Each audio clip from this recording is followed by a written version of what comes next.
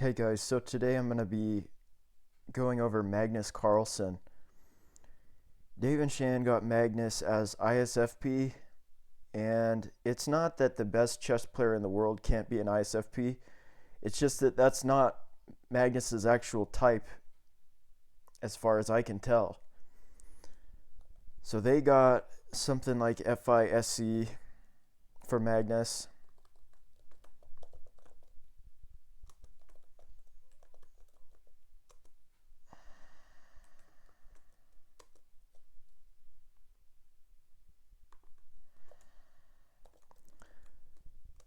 And they didn't do an actual class on him. They just did like a Q&A or something. So they didn't do that much on him, but they gave their opinion on him, right? So I'm here to challenge that opinion and type him in accordance with what I think he actually is. So let's see what he is. Ladies and gentlemen, in this video, I interviewed Magnus Carlsen, the #1 rated chess player in the world for more than a decade, the multiple-time classical, rapid, and blitz world champion, and a player considered by many as the greatest of all time. So this is Levy Roseman, and he goes by the name Gotham Chess. I think Levy Roseman is actually this type. I think he's this. Well, I don't know if he's blast above consume. I think he's this. This is Levy Roseman. I don't know. Does he spell his name with the S? Probably double feminine. We're in Toronto for the Champions Chess Tour finale, which, surprise, surprise, Magnus also happened to win. And I know Magnus has been interviewed hundreds of times over the course of his career, so this was a special moment for me, not just because I actually met him for the first time, but because I wanted to provide an interview for him and ultimately for you, the viewer, that would be an interesting listen, an interesting watch, and I believe that I have accomplished that goal with a mix of short and fun questions for him to answer, but also some longer and thought-provoking ones as well. Also, at the end, we played a segment that actually my wife Lucy thought of, which is titled Chess Player or IKEA Furniture. With that said, here's the interview. Hi, I'm Gotham Chess, and I'm here with... Sorry, can we start again? Hi, I'm Gotham Chess, and I'm here with... Magnus, who is famous from Levy's YouTube videos. How many beers would it take for you to drink for me to beat you in a classical chess game? That's a very difficult question, because I'd probably sober up during the game, so I'd probably have to keep drinking. Probably start with 20 and take it from there. 20, okay. What's the size of the cup? Pints. Wow, okay. Do you have a dream sponsor? My Puma deal is expiring, so I'm open for new ones in that sector. But I was recently at the Jordan Golf Club, so if Jordan want to come and sponsor me, I'd consider it. Every other chess player has said any sponsor because we don't get sponsorships. I'm sorry for my... You destroyed 2 decades of chess players, Magnus. Yeah, sorry about that. If you could be #1 in the world, or if you could be basically, if you could be the greatest of all time at anything else, what would it be? Soccer, for sure. Soccer? Yeah. Okay, that's an easy one. Name your price if you have to chess box. $10 million. Okay. What's your drink of choice? Water. Past 10 p.m.? Also water? Yeah. I might go for a Diet Coke with ice and lemon. I like that as well. All right. Do you prefer to play chess on a computer, over the board, or on your phone? I rarely play on my phone. I would say I prefer to play on the computer. In your entire career, have you ever had a day where you went, I think this guy might be as good as me?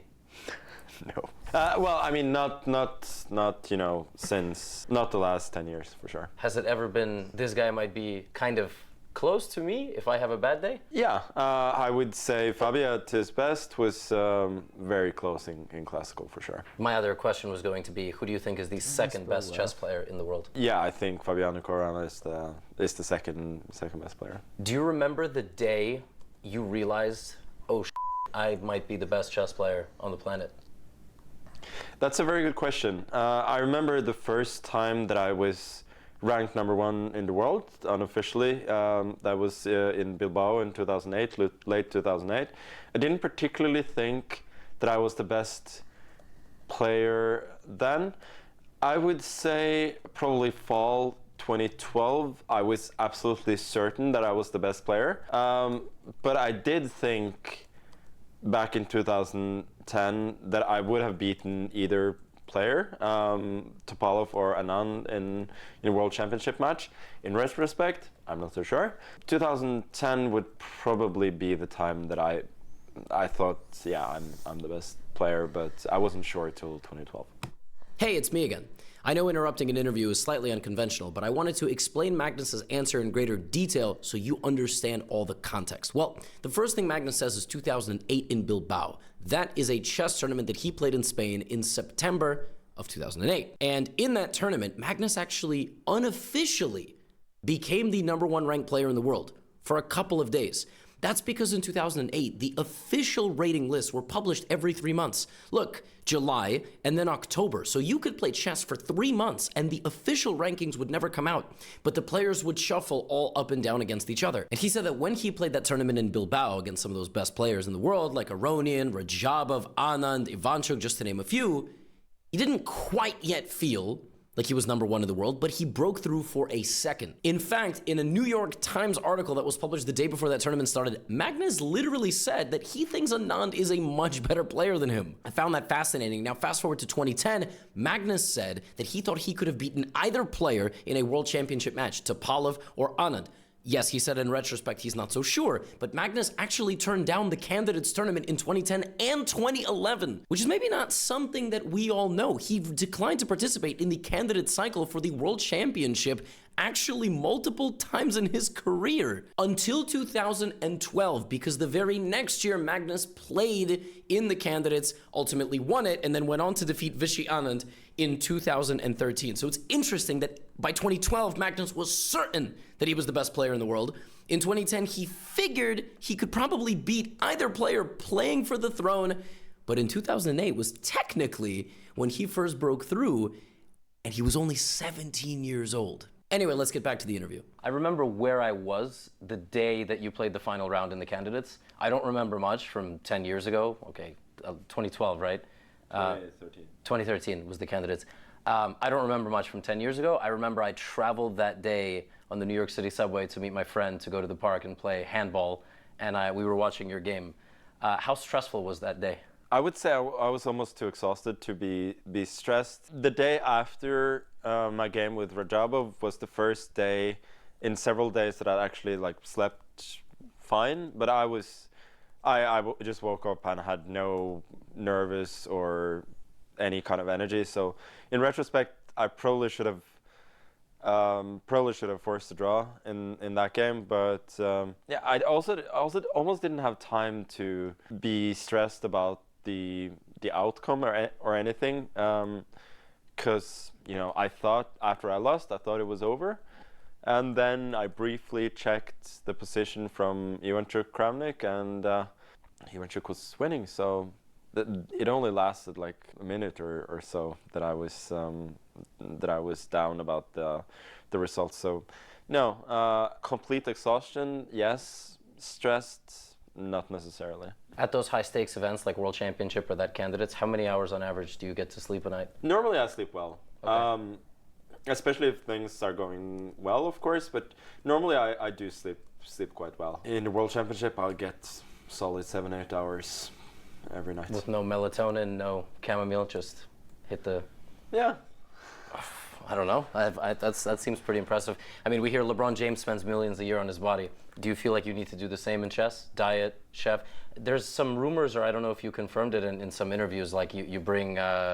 nutritionist or chef with you, you have like home cooked meals at tournaments. I have brought a chef to a few World Championships and a few other tournaments, specifically in places where we didn't think that the local food would be necessarily at the standard I'd like. But yeah, normally I try and eat relatively healthy, not too much sugar. Apart from that, I was probably fitter before. Now I don't take care as much, which I kind of should now, because I'm a little bit older and I have less energy, so I actually need to be really fit to have a lot of energy. So yeah, it's definitely one room for improvement these days. I'm going to offer you a deal. For every Magnus thumbnail I make, I have to donate $20 to a Norwegian charity or any charity of your choosing.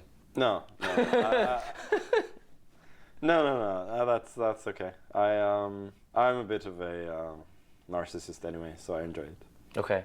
When are you focusing on content and overtaking as the #1 chess channel? You have a dormant channel with 1 million subscribers. No, I know no wish for that, but I do want to stream a bit more so that I can get more content out on these channels. But just for people to have something to enjoy. I'm gonna name a sport. You have to tell me the greatest of all time. Basketball. LeBron James. Soccer. Messi. I agree with both. Baseball. Barry Bonds. Okay. Football like American football. Tom Brady, I guess. Okay, yeah, good one. Tennis. Djokovic. Was it always Djokovic for you? Or you thought maybe? No, it was after the Australian Open thing that he became the greatest for me. Was it Nadal before or Federer? Probably Federer, but I always identified more with the way that Nadal plays. Golf. Tiger. Poker. Doug Brunson. That's a unique one. Chess. Garry Kasparov. Are you allowed to say yourself? I don't know if I'm allowed, but I think Gary's the best of all time still. Chess boxing. Aman Hamilton. We know the answer to this one, I think. If you could be the greatest of all time in a sport other than chess, what would it be? Yeah, soccer. Soccer. What team would you play for? Madrid? Yeah, for sure. Saudi League can't? No, I mean, if they had money, I would play in Saudi for sure. Okay. Can I answer the question about dream sponsor again? Sure. Yeah. What is your dream sponsor? Sovereign Wealth Fund of Saudi Arabia. Okay. We're going to play this or that. Fiction or nonfiction? Non-fiction. Window or aisle seat? Or you fly business class? There's no such thing. Yeah, I used to be big window guy. Yeah, I'm still a window guy. Would you rather go on a cruise or a road trip? Road trip. Comedy or thriller? Comedy. Coffee or tea? Tea, but only slightly. Preferably neither. How do you get energized? The sun? Love it. Cats or dogs? Cats. But I like dogs too. It's like this or that is a little bit tough with you. You like everything. Shower or bath? Oh, shower for sure. Okay. I don't have the patience to take baths. I think adults taking baths is a weird thing, but it's on here, so. Are you a morning person or a night owl? Night owl for sure. Would you rather get on a phone call or text message? Text, probably. I feel like the answer for you is neither. I feel like it's just... Usually, yes. just go. Sunrise or sunset? Sunrise. Winter or summer?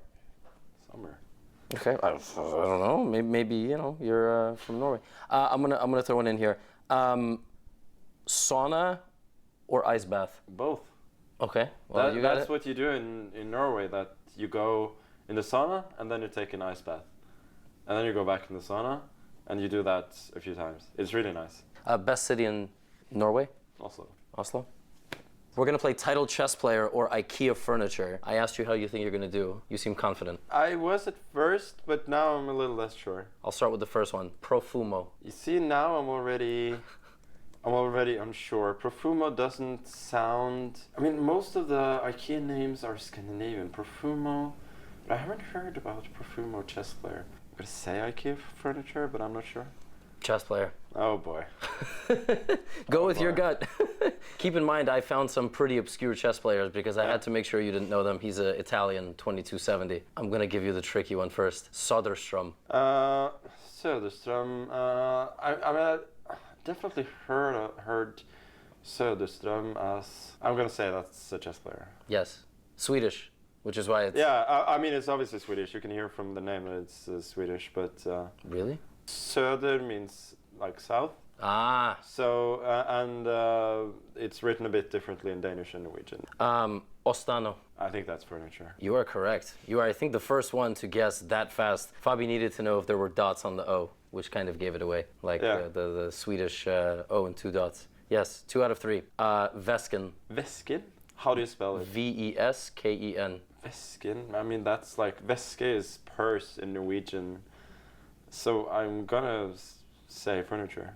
Yes, correct. 3 out of 4. Zaibi. Zaibi. Is that a Z or yeah, a Z? Z. Zaibi. No, like zebra. That's got to be a chess player. Yes. Do you know who it is? It's a grandmaster. Zaibi is a grandmaster? Yeah. What's the first name? Amir. Amir Zaibi from Tunisia or something? Yes. How does that ring a bell? You just know the name from somewhere? Yeah, I probably have seen it somewhere. I usually I thought I would know the name of most grandmasters in the world, but maybe not. I don't know. Well, I think he was an IM until maybe 5 years ago. Fabiano actually played him in the World Cup, which is actually. So it's I mean it rings some kind of bell. Torald. Torald? Ah, that's furniture. Yeah, that is furniture. Torald. Last two. Panello. Panelo. And there's no dots at the end of the no. Panello. That's not really a word. I'm gonna guess chess player then. You're correct. Marcelo Panello, 2370, Argentina. Okay, last one. Furniture or chess player? Kallax. And it's an A. There's no Kjell. There's no. Yeah, no. I tried to avoid those. That would be too. Yeah. Okay, then I'm gonna say chess player. Furniture. Yeah. Sorry. Kallax. Can I see how you write it? Yeah. Kallax. K. I hope I didn't mess that up. Oh. For some reason, I thought it was KS at the end. That was not easy. No. I mean, this is why the game exists. I mean, 6 out of 8 is still pretty good. Yeah, but I have an advantage since I, so to speak, one Scandinavian language. Okay. Well, next big tournament, we'll do the next one. So. Folks, I hope you enjoyed this conversation, and I hope that I was able to ask some questions that I.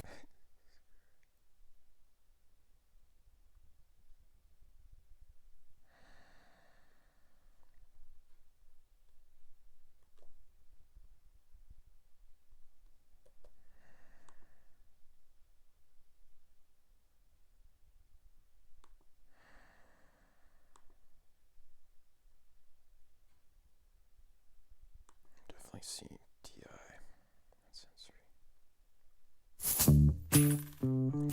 Hi everybody and welcome to In Good Company. Today we are incredibly honored to have a guest who needs very little introduction, Magnus Carlsen, the highest rated chess player in history. And today we're going to talk about business, or actually we're going to talk a bit about what we as investors can learn from chess and from you, Magnus. Very welcome. Thank you very much. Now, during the Second World War in Britain, pretty much every chess expert were recruited to the Ultra Project, which was basically cracking codes used by the Nazis. And so there's been this assumption that brilliant chess minds are brilliant at everything. And I was just wondering, what do you think we in business can learn from chess? It's funny you should mention that, because my father's parents, they were born before the war. They were very much into everything that's American and English, because those were sort of what they saw as the victors of the war. But one of the books they had at home, which they recommended to me at an early age, it was called Code Ultra, I think, a translation to Norwegian, about how they cracked the Enigma code. But I didn't know until the time of the Imitation Game movie that actually chess players were involved in that. So that angle I didn't really know. I also know that at some point, I don't know exactly which, but there was at least one hedge fund on Wall Street that was actively recruiting chess players. And I think at least a couple of people made a really good career from that. But I think playing chess at an early age certainly teaches you to solve complex problems in a limited amount of time. Continuing to only play chess probably will not get you far in business, but I think it's a good start. Now, when we invest, we use intuition quite a bit, right? Or we typically call it pattern recognition. We find it useful when the situation is complex, when we have a lot of experience, and when we've seen similar situations before. So pretty much bang in line with what you are doing in Blitz. How do you look at your intuition versus analysis? Just how do you think about the trade-off? Or is there a trade-off? I think chess players, when you've played chess professionally at a high level, your brain is really trained to narrow the search and to use intuition, because you know there is a limited amount of time. So you're trained to recognize patterns and sort of make these quick decisions. And I think I am very much the type of player who uses that more than others. I can certainly calculate, make deeper decisions based on deeper analysis, but it is not necessarily my forte. Usually when I lose games, it's because people have looked deeply at something that I've intuitively sort of discarded. And I guess that's a way you can get an edge in business as well, for sure. But do you use intuition to figure out which directions to analyze more, or Absolutely, I use my intuition. So how many do you end up with? So you use your intuition, you then think about how many different alternatives. I would say, as a rule, if I think about more than 3 alternatives, I'm clueless. Then I'm probably not happy with any of them. Usually I think about 2 alternatives of what to do, and I usually have a bias towards one of them, but I try and cut that out as much as I can, and try and look at both alternatives objectively. And then again, if both of them don't satisfy me, I might look at a third. I heard you somewhere say that you felt that you didn't add much value after 10-15 minutes. I think after 10-15 minutes, that's when you... First of all, it's hard for our minds to have the level of concentration that you need for much longer than that. But I think you usually start looking pretty widely at other alternatives, and sometimes they can lead somewhere, but usually they don't. So yeah, I would say for a fairly deep think, about 15 minutes is probably a good time. Well, we often see people who overanalyze situations. So if you were to go on after 15 minutes, what would happen then? After 15 minutes, I'll probably be widening the search or just end up going in circles. So I probably would not add too much value after that. And I might end up, because my thought process is not that,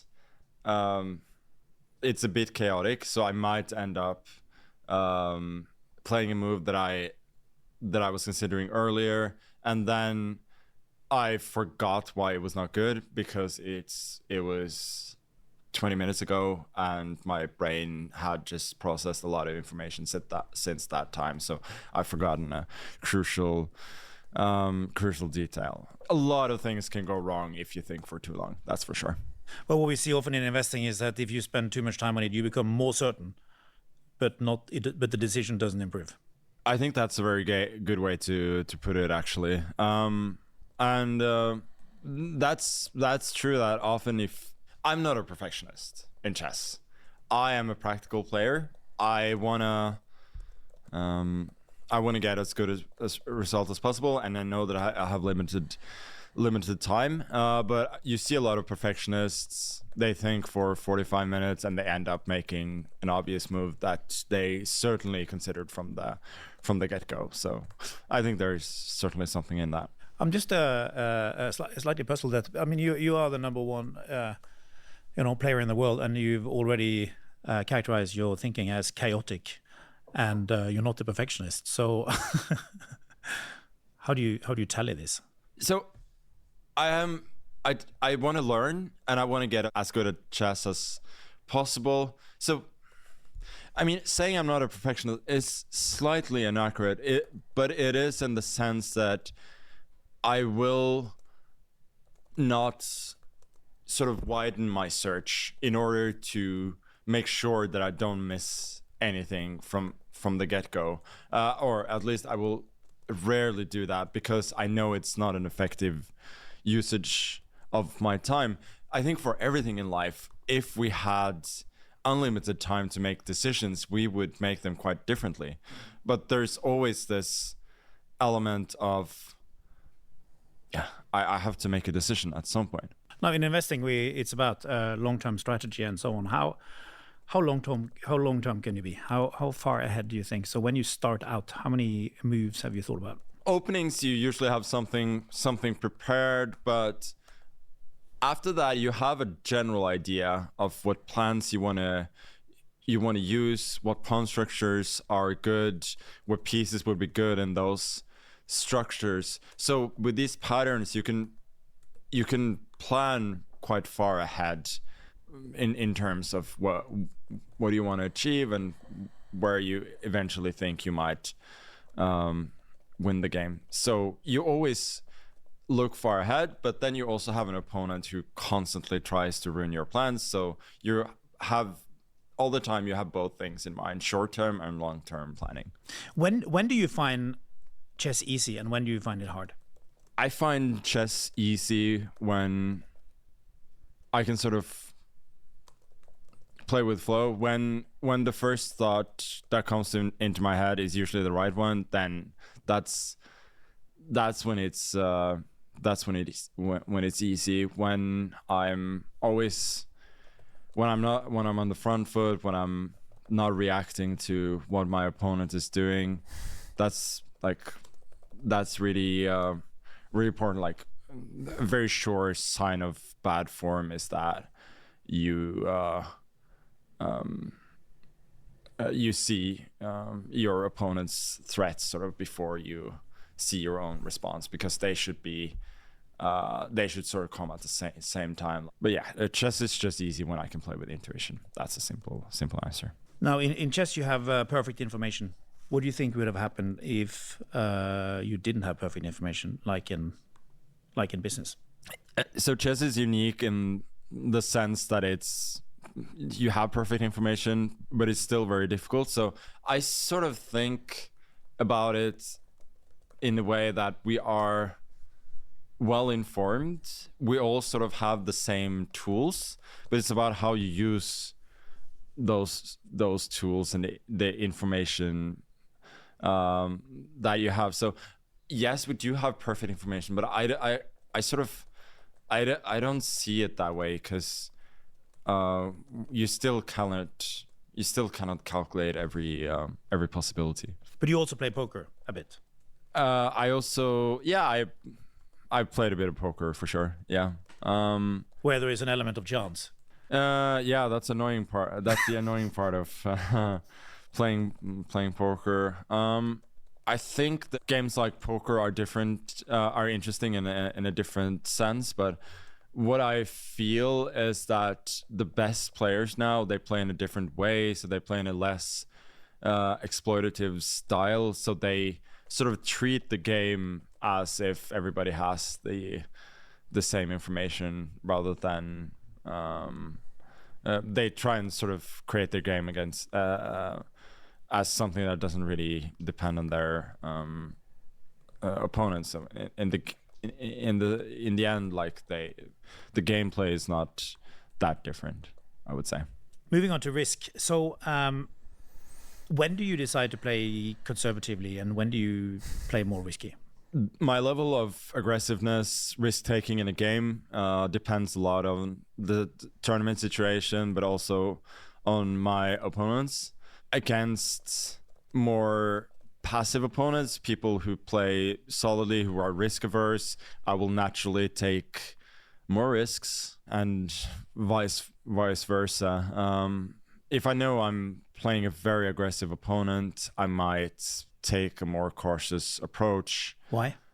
Because I think that I don't need to create imbalance in the game. My opponent will create that imbalance, and I generally believe that imbalance in the game in the long run is good for me. Of course, in the short term, it can be dangerous, but in the long run, it's going to yield me the best results. Because they will fail. Because if the games are more imbalanced, there will be more decisive games, fewer draws, and since I will generally make better decisions in those situations, I will come out on top. If you see another scenario where people play really, really solidly, then I probably will have to take more risks in order to get chances to win, and then I might sometimes overstretch. So I feel like people who are really solid but also are good at counterattacking, taking their chances. Like you cannot be solid without the threat of counterattack, and that it's a surprising amount of people who are solid but with little counterattacking threat. But the counterattackers, those I feel are the most dangerous for sure. How can you calibrate this before the game? How can you calibrate opponents' risk tolerance? It comes down a lot to opening choices, whether you want to steer the game into more quiet waters sometimes, how long you want there to be an element of computer preparation. Maybe if you're playing a risk-averse opponent, you will take them out of book, so as to say, from the opening stage to force them to make difficult high leverage decisions as early as possible. Has your attitude towards risk changed a lot with age? I think my attitude hasn't changed that much. I've probably gotten better in general at assessing sort of what is the appropriate amount of risks to take at times, but then you also counterbalance that with sort of youthful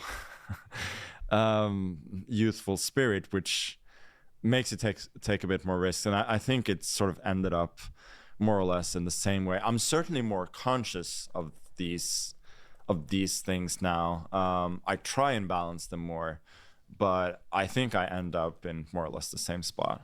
Moving on to teams. So you have a team who helps you prepare, right? How does a team work? So right now I don't have a big team. I've had different people working for me in the past, but now I have my main coach, Peter, who's been helping me. I've known him for 20 years and he's been my main coach now for 11. For him, it's mainly about computer preparation, finding new ideas, which is becoming more and more difficult, and basically providing me with a bit of a choice so I can decide what to do against certain opponents, and that I could sort of take it in different directions. So what happens? So a work day. When do you go to work? I honestly don't do very much these days in terms of preparation. I mainly play and prepare for the games. I look at chess all the time in the sense that I'm always studying the newest games and playing for practice, but I don't sit down in the morning and think I'm going to do this, and this.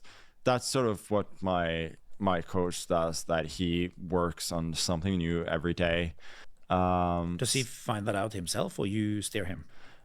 Sometimes I steer him. Sometimes he will start out working on something, and then I will look at it, see whether I like it or not. But generally, he's a lot better at this than I am. And he also, he knows my preferences in general. So he generally has an idea of how to do this. But honestly, I find the opening analysis bit, I don't find it that interesting. It's more of a necessary thing to be able to get new positions and to get situations where you can sort of prove your playing strength. But I don't find it particularly interesting in itself, so I'm really happy to sort of delegate that in general. But when you say he's better at it than you are, better at what? He's better at using computer engines to find new ideas, basically using different engines and comparing them, trying to go sort of a bit deeper in directions that the computer doesn't necessarily show at first. Trying to find ways that I can play where I sort of increase my opponent's risk more than mine, like where I can take risks but not unacceptable risks. But it is really getting much more difficult. If we were talking about this 15 years ago, he was doing the same job 15 years ago, but for Anand, who was a world championship back then. And I think he'll tell you that his job was a whole lot easier then. Okay, so I could definitely see how someone would get Magnus save your OE. But I really don't see feeling at the top, because when we listened to Billie Eilish, we were getting an uninterrupted stream of feeler words, and those words were really subtle. So she was saying words like gruesome, words like silly, phrases like I didn't want to do this, I didn't want to do that, saying words like it doesn't have to be so depressing. Magnus is not saying these words like depressing. He's talking about all these problems. The last 18 minutes have just been him talking about problems that he solved, right? So after 18 minutes of just problems, why would I sit here and go, you know what, but he could still be a feeler, even though he just did 18 minutes of straight thinking with almost no feeling. There was not a single instance he did not feel. He did not show me a single value. Where are all the values? There's supposed to be an absolute tsunami of values. So me as an operator, what I do is I go, okay, I just heard 18 minutes of all problem solving and no values. Why wouldn't I count that in favor of thinking? Why wouldn't I put down a hash mark in favor of thinking? He said the word annoying. Guess what? The only feeler word he says is a negative word. Wouldn't that be in favor of feeling being a demon for him? So I'm going to be honest. I see thinking for Magnus. And I know his OI and OE are close, but I happen to think that he's got SI and NE as opposed to SE and NI. So I happen to think this for Magnus Carlsen. Now y'all can watch him more. Go watch him play. Don't just watch interviews. Actually watch him play. Listen to what Anand has to say. Listen to what Kasparov has to say. They will tell you that Magnus Carlsen plays like Darth Vader. He suffocates his opponent in the SI. He's not playing this game that's super intuitive like Daniel Dubov. He's not super intuitive. Instead, it's like what Kasparov has explained is it's like he squeezes all the potentiality out of every position. It's like he squeezes the NE, suffocates the NE with just pure SI. And that's why Magnus is kind of a villain. It's like he just suffocates the game with the sheer power of his memory and his sensory, and that's fair.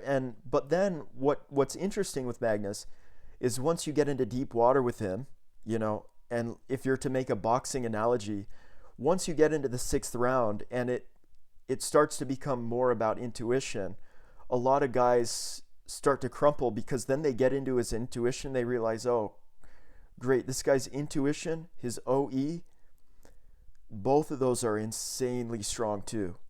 So not only does he squeeze the life out of the game in the openings, in the preparation, not only does he have a perfect memory for everything since he was 8 years old and remembers every game and every move and every win and every loss, not only does he remember all that, but once you actually get into the play function of his NE, he's still super strong. His intuition is insanely strong and he never makes any mistakes. So when you actually listen to how Magnus plays, when you actually listen to other people describe him as a chess player, you begin to see that he doesn't manifest or demonstrate ISFP. Like, I know that the best chess player in the world, in my heart of hearts, could be an ISFP. I know that. The problem is Magnus just doesn't demonstrate Savior FI or Savior SE. I will type him FISE once he starts to demonstrate FISE. But so far it's been 18 minutes, and the only FISE word that he said, the only FI word he said, is annoying. And like, obviously there's a really strong argument to be made for him being Savior OE. And the feeling function, something is strange about Magnus. He has the sensibilities of a feeler, but I think that's just because he does so much winning. You never see the insecurity of TI, which is namely that the feeling function has to do with wins and losses. I associate the feeling function with wins and losses. So if you're a thinking type, wins and losses are difficult for thinking types because they have demon feeling. And I believe that demon feeling, or savior feeling for that matter, have to do somehow with how we deal with our wins and losses. That's almost like the definition of feeling as far as I can tell. It's how do you reevaluate your wins and losses so that you can keep on living despite your losses. Something like that. So guys, that's all I got to say about Magnus and what type I think he is. Thanks so much for listening. I appreciate y'all so much. Okay, bye-bye. See you guys.